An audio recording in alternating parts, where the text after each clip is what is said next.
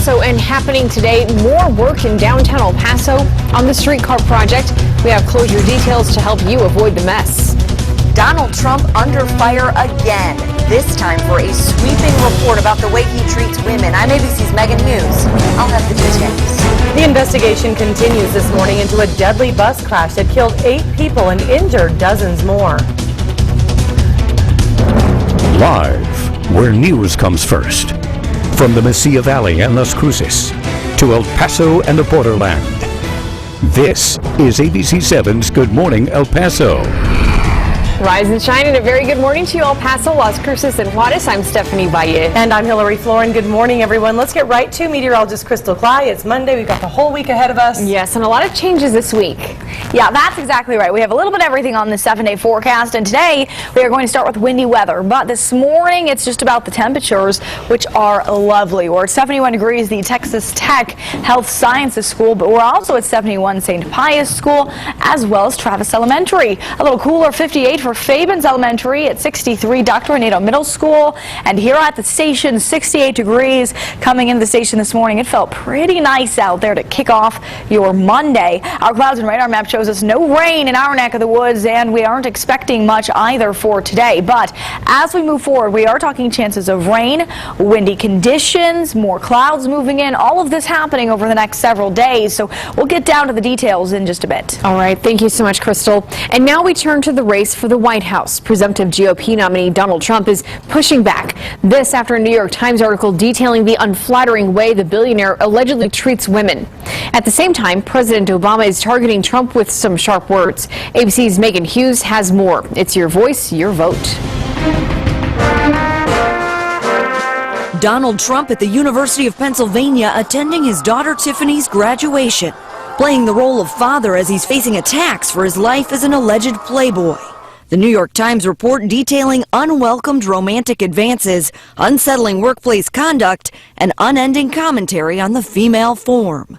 The chairman of the Republican Party admits Trump's got some explaining to do. Look, I mean, these are things that he's going to have to answer for. Trump is pushing back at the Times, calling it a lame hit piece. Nobody respects women more than I do. At the same time, the president is taking swipes at him, speaking to the graduating class at Rutgers. It's not cool to not know what you're talking about. That's not challenging political correctness. That's just not knowing what you're talking about. Trump is also accused of making phony calls, pretending to be his own PR person, and getting skewered by Saturday Night Live. Mr. Trump is the real-life inspiration for Iron Man. Who am I? I'm his publicist, Joey Pepperoni. Hillary Clinton in Kentucky has her hands full, attacking Bernie Sanders for his vote against the auto bailout, while striking Trump on foreign policy. What you hear from Donald Trump is not just offensive, it is dangerous. Clinton makes her case again today in Kentucky, which holds its primary tomorrow.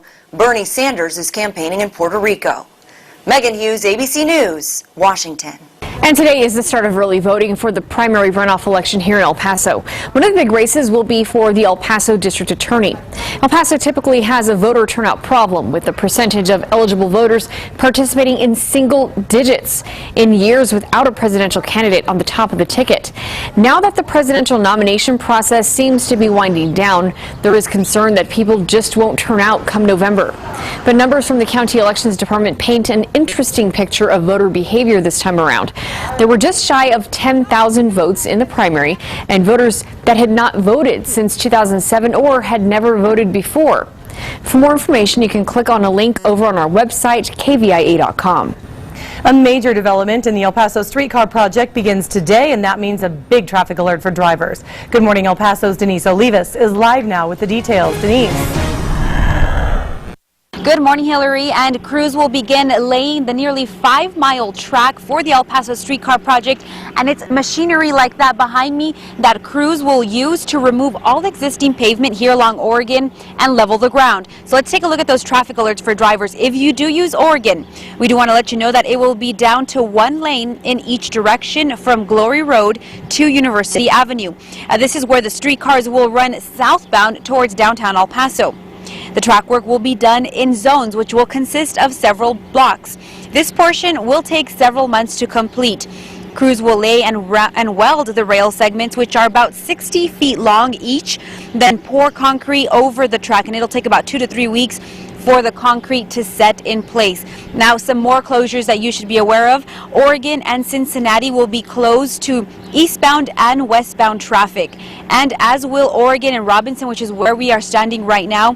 These closures will last through mid-August. So moments ago we just saw crews already adding more orange barrels to let drivers, of course, know to be aware of the closures in place. So if you do use this area, make sure you start planning for those alternate routes. For now, we're live in West El Paso. Denise Olivas, ABC 7. Thanks so much, Denise. 2 separate investigations are in full swing right now to determine the cause of a weekend bus crash that killed 8 people. A spokesman says National Transportation Safety Board investigators will look at the operations of the charter bus company, and that includes inspection and maintenance records. A Texas state trooper says the Department of Public Safety is conducting its own investigation. The injured driver has not been interviewed yet. Meanwhile, the crash is one of the deadliest bus accidents in Texas in recent years. In January last year, 2 state corrections officers and 8 inmates were killed near Odessa. It happened when a Texas Department of Criminal Justice bus tumbled 20 feet off a highway bridge and onto a moving freight train. The NTSB concluded just last Thursday that the wreck was caused by the bus hitting a guardrail. ABC 7 has learned alcohol was not a factor in a deadly crash near Deming over the weekend. It happened around 5:30 Saturday morning on Highway 26 between Hatch and Deming. New Mexico State Police say 33-year-old Lourdes Vacio and 12-year-old Janely Vacio died after their vehicle crashed head-on into another car. A passenger inside the same car and the driver of the second vehicle are at the hospital in critical condition. And now at 6:07, let's go ahead and talk weather and traffic on the 7s yet again. And Crystal is standing by with a look at our forecast this morning. Hi, Crystal. Hi, very good morning, everyone. Let's get to that day planner for today. You can plan out the rest of your day with the winds. Breezy this morning, windy the rest of the day, right on into early this evening as well. Gusts up to about 35 miles per hour. At noon, we'll be at 79 degrees. Your forecast high temperature is 88 degrees. So still hot out there this afternoon with those windy conditions, plenty of sunshine. Coming up today, it's warm and windy, but moving forward by midweek, rain chances and actually cooler temperatures. We're talking 70s. Then into your weekend, we are hot again. Could we make it to the 90s out there? I'll admit, for the first time so far this year, I checked out the pool briefly this weekend. Can you do it again anytime soon? We'll get to all those details coming up in just under that 10-minute mark. Looking forward to it. Thanks, Crystal. And here's a look at traffic right now. This is I-10 and Eastlake. Nice and clear out there. No problems to tell you about. And that's good news because we have plenty of traffic alerts for you if you're dreading the closure of Carolina Bridge this morning. Some good news here. You have a grace period of an extra week. TxDOT delaying the closure until next Monday. So then starting next week, that bridge between Alameda and Franklin Drive will be shut down completely for demolition right there. A new bridge will be under construction for, get this, 11 months. And now some good news if you're heading west. Take a look. The Arizona Department of Transportation says that the 60-mile stretch of interstate on I-10 in southeastern Arizona and then southwestern New Mexico has been reopened. It was completely shut down Sunday evening after it had been closed. That was because of blowing dust from a farm field. So this stretch of I-10 has seen numerous closures in recent weeks. The speed limit was even reduced to 45 miles an hour. Authorities blame it on the blowing dust on the field that was plowed earlier this year, and that was near San Simon. But what a difference it made for drivers, Steph. All right, yeah, it really did, Hillary. Thank you. And at 6:09, we have much more to come here on Good Morning El Paso. Hundreds are displaced from their homes after a large fire. What investigators say caused it. Plus, a woman accidentally drives right into a body of water. She says she was given bad directions. Who she says is to blame and how the same could happen to you.